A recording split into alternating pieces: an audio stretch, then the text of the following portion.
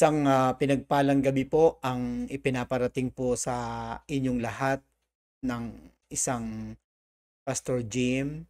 Kumakatok po sa inyong mga puso, sa inyong mga tahanan ang gawain na ito para tumaba po ang ating spiritual na buhay. Maganda po ang ating aralin sa gabing ito at umaasa ho tayo na pupunuin ng Diyos ng mga katotohanan ang ating mga puso. Dumako po tayo sa ating pag-aaral, mga kapatid. Mamaya na po ako babati. Tapusin ko muna tong pinakamahalagang gawain na ipinagagawa po sa atin ng Panginoon. Ito yung mag-preach ako at kayo naman ay makikinig. Ang atin pong aralin sa gabing ito ay may kinalaman po sa pagpapastor. At itong pagpapastor ay napakalaking halaga na maintindihan po natin.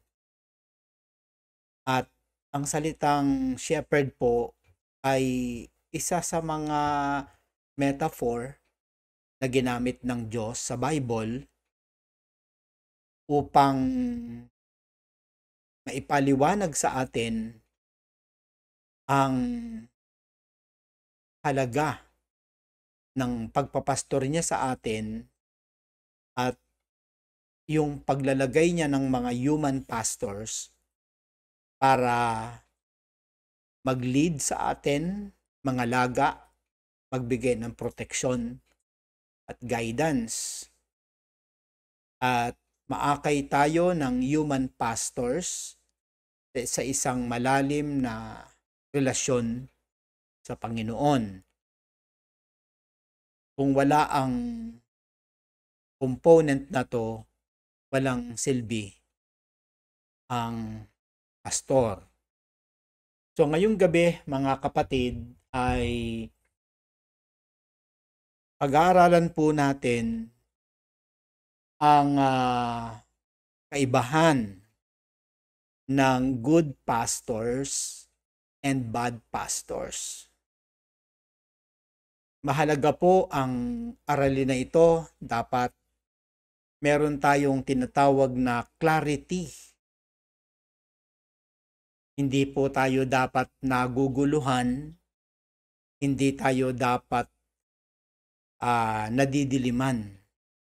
Kaya ang topic po natin ngayong gabi ay essential clarity. Kayo po ba ay naguguluhan na sa dami ng nagkiklaim na siya ay man of God, shepherd, pastor? Ang layunin po ng ating urgent message for tonight ay magkaroon tayo ng clarity. Kaya pinamagatan ko po ito na essential clarity between the good shepherd and the bad shepherd. Nais ko munang ipakita mga kapatid yung mga biblical passages. Dahil walang saysay ang akin pong pagpe-preach kung hindi naman natin ito malocate sa Bible. So, I will mention a few, kagaya po ng John 10, verse 14, I am the good shepherd. I know my sheep, and my sheep know me. So, isang Bible verse pa lang itong binasa natin mula sa banal na kasulatan, at talagang pinatutunayan ng Bible ng Diyos sa pamamagitan ng Bible na ito ang Word of God ay talagang Sinasabi niya na siya ang mabuting pastol. So meaning, pwede tayong mag-conclude na talagang ang shepherding ay biblical at ito mismo ay idea ng Diyos.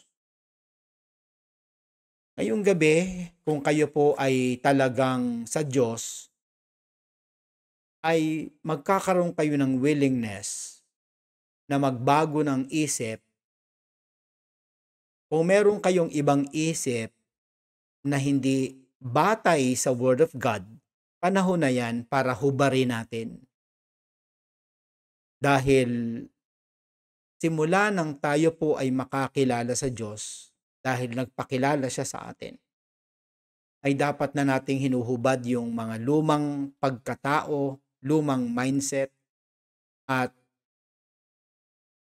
binibihis na natin yung kalooban ng Diyos sa pamagitan ng mga salita ng Diyos na nababasa natin sa Scripture. Hindi ko nababasahin yung iba pang mga Bible verses dito, basta't nag-cite lang po ako muna ng John chapter 10, verse 14.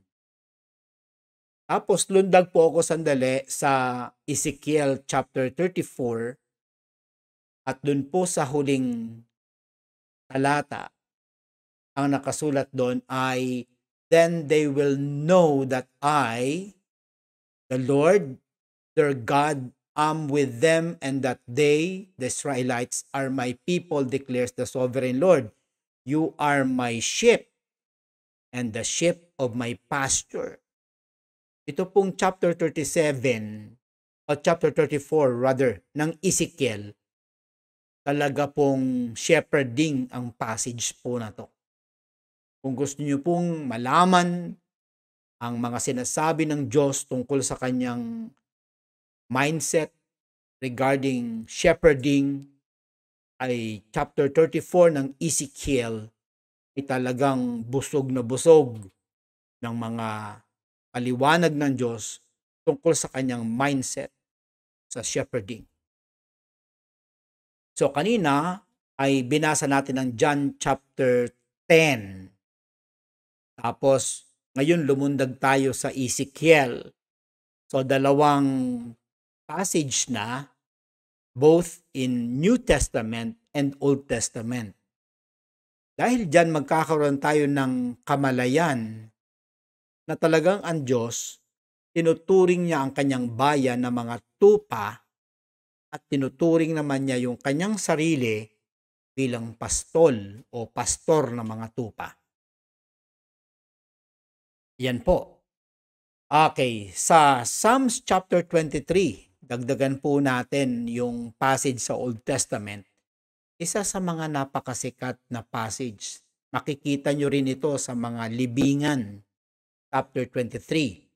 Ang sabi po doon, "The Lord is my shepherd, I shall lack nothing."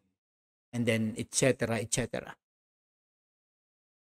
Ang sumulat po niyan ay hari ha. Pero itong hari na to ng Israel, tinuring niya ang Panginoon, kanyang pastor. Nung ang trabaho ng pastor, leadership, protection, care, pagbibigay ng care, protection, feeding. Kaya ang tanong ko sa iyo ngayong gabi, naituring mo na ba ang Diyos na pastor ng iyong buhay? Kapag si Lord ay inari mong pastor ng iyong buhay, ay protektado ka, may pagkain ka. Sabi nga dyan mga kapatid, walang magkukulang sa akin. Sabi pa dyan ng Bible, salita ng Diyos ito, "He makes me lie down in green pastures, He leads me beside quiet waters, may tubig, and He refreshes my soul." Kung kayo po'y napapagod spiritually, eto siguro ang kulang. Yung nagre-refresh ng inyong kaluluwa, walang iba kundi ang Panginoon. Pastor mo ba siya? o hindi. So ito po yung tatlong mga passages in the meantime na pwede kong ipakita sa inyo para lang ipakita ang biblicality ng ating topic.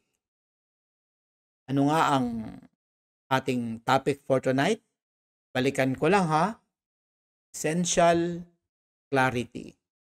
Ang challenge ko, kung may naguguluhan sa inyo sa topic na to, baka natataranta na kayo, natatakot, o kaya ay meron kayong kadiliman sa isip tungkol sa pastor. Kasi nga maraming pastor kayong nakikita. May mga nakilala po ako, mga miyembro na may mga bad experience. May mga pastor silang kilala na makasarili. May mga pastor na nagpapataba lang ng tiyan. May mga pastor na may ibang ambisyon. May mga pastor naman na paglinggo nasa church, pag Lunes hanggang Sabado naman nasa politika. So marami sa atin marahil ang nagkakaroon ng pagkabalisa at may kadiliman sa isip, naguguluhan. Kaya itong topic na to ay aking napakagandang ibibigay sa inyo. Essential clarity. Bahagi po ito ng ating series na pinamagatan natin na urgent messages that cannot wait. Hindi ko dapat ito ilayo, bitawan, kaligtaan dahil ito'y mensahe na dapat nating marinig. Para lalong maging maliwanag ang pag-aaral natin, nais kong ibahagi sa inyo ang Good Shepherd. Doon muna tayo sa positive. Good Shepherd. Mamaya, Bad Shepherd. Yung Good Shepherd po ay merong Christ-centered leadership. Si Kristo ang sentro kanyang pamamahala.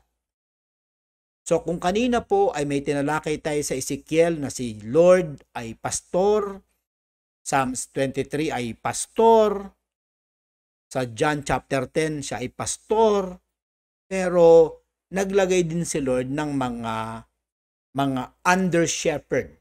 Si Lord ang tinatawag nating chief shepherd at meron siyang under shepherd na mga tao na po ito na binigyan niya ng calling at pastoral duty. Ngayon, maraming nagsasabi na sila'y pastor. Ano ang mga signs? Unang-una mga kapatid, he loves sacrificially.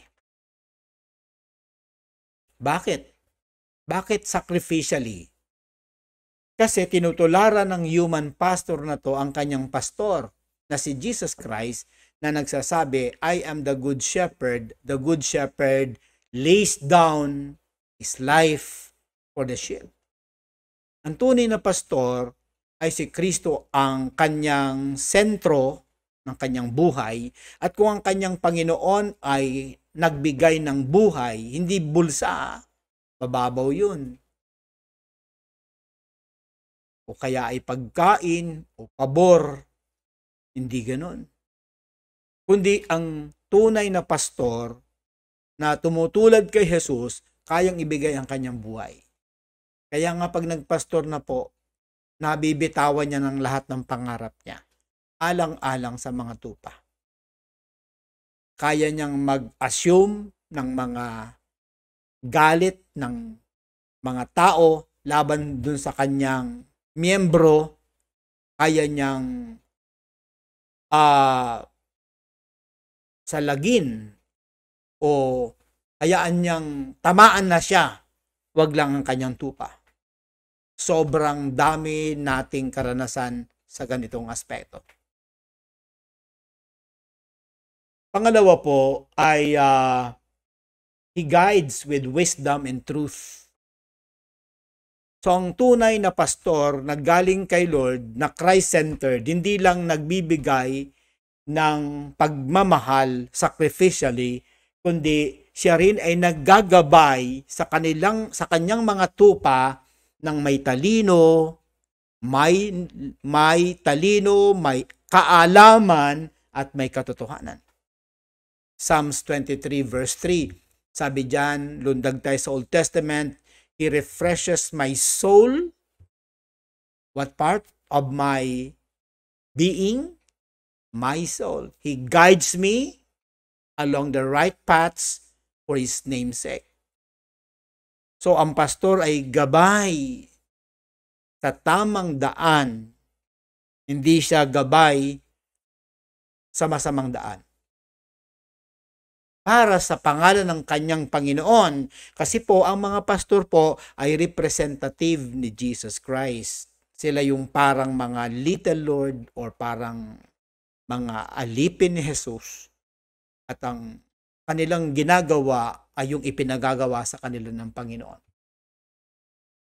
Ikatlo, na katangian ng human pastor ng kanyang leadership ay Christ-centered. Number 3, he protects and defends the flock. Hindi niya pinoprotektahan ang kanyang sarili. Ang sarili niya kasi, si Lord ang bahala mag-protect sa kanya. Pero yung mga tupa, mga flock, siya ang nagdi-defend. Siya ang nagbibigay ng protection. Hindi siya naninira. Hindi niya sinisirahan ang kanyang mga miyembro, yung tunay niyang miyembro ha. At willing siyang dependahan, i-defend. Kaya nga sa Old Testament, ang mga pastor ay may mga kalawit. Yung parang baston to protect yung mga tupa niya sa mga lobo. John chapter 10 verse 12 to 13. The hired hand is not the shepherd and does not own the sheep. So when he sees the wolf coming, he abandons the sheep and runs away. Nagle-left the group. He abandons the sheep. Hindi niya kayang harapin ang atake ng mga lobo laban sa kanyang mga tupa. Pag dumating ang lobo, nauna pa. Hindi ako yan, hindi ako kasama dyan. Laging, may mga pastor ako nakilala na palaging play safe. Ayaw niyang siya ay nasasalang sa kahihiyan dahil sa kanyang mga tupa. Kung hindi niya kayang i-give up ang kanyang pangalan, lalo na ang kanyang buhay. Ika-4, he feeds and nurtures the sheep. Hindi lang layunin niya na mapakain, kundi man-nurture. Kasi, halimbawa, ang magulang, pwedeng magpapakain ka sa anak mo pero pinapakain mo cheese curls o kaya mga pagkaing junk food. O nagpapakain ka, nabubusog mo siya. Isang bandihado ba naman na chippy? Hindi busog. Pero anong klase? So ang pastor ay hindi lang basta nagpapakain. Ang layunin ng kanyang pagpapakain ay nurturing. Kaya yung pagpapakain, through OPM, may Sunday tayo, may journal tayo, may mga reflection tayo, may mga seminars tayo, hindi maubos ang ating mga training. The purpose of the pastor is to feed and to nurture the sheep.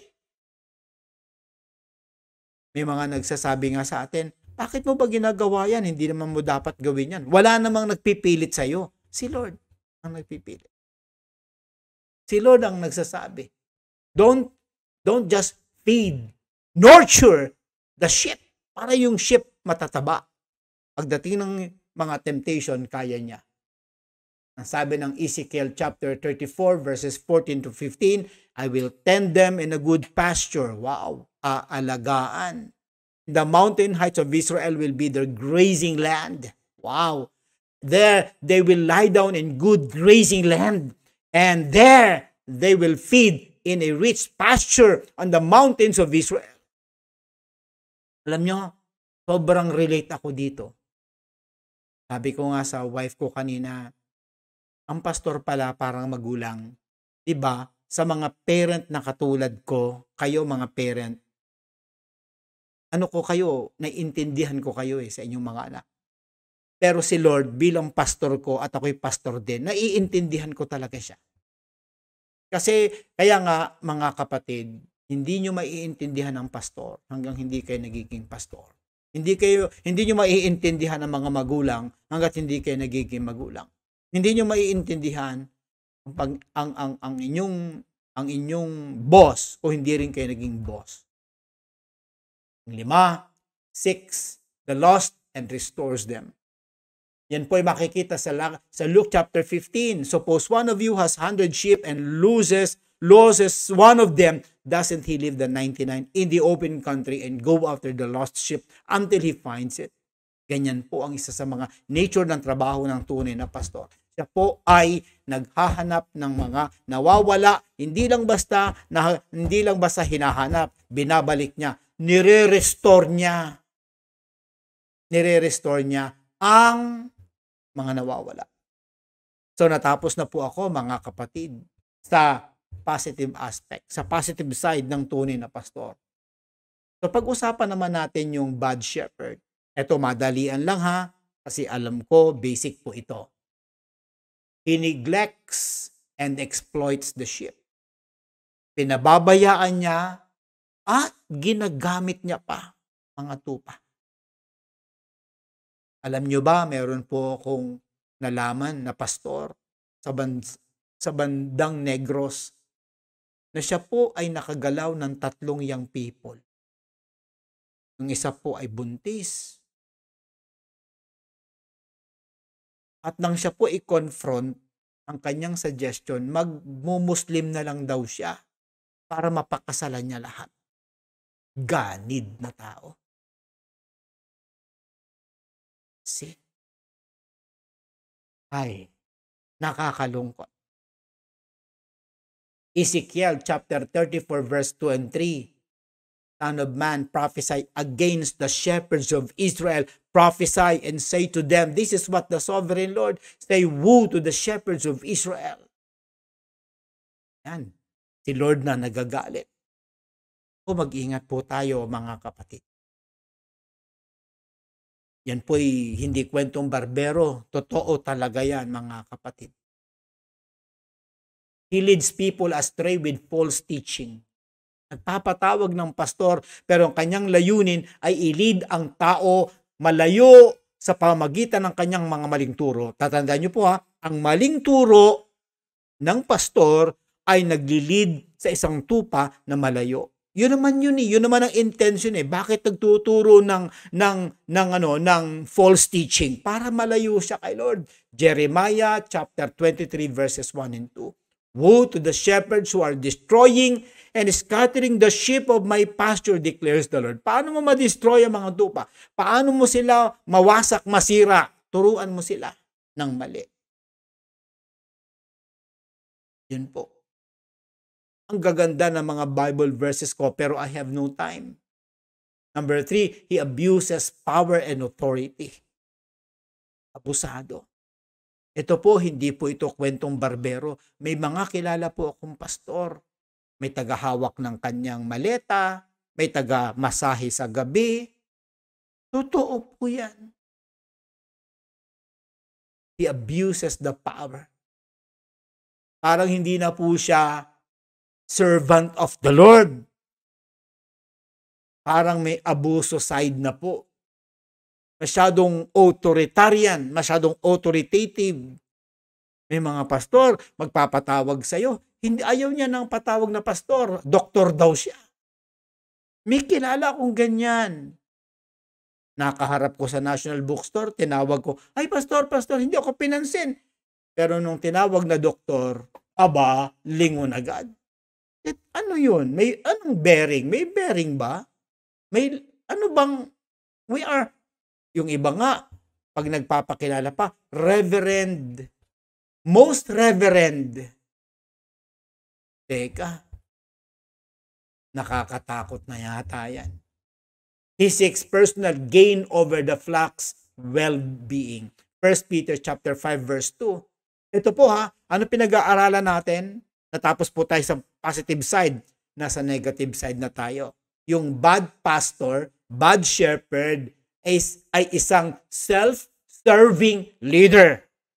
Ang pinaglilingkuran niya sarili niya, hindi ang Panginoon. Wala sa kanya ang marka na siya ay isang Christ-centered leadership ang kanyang dala, kundi self-serving. Kaya nga una niyang ginagawa dahil self-serving siya, he neglects and exploits the sheep.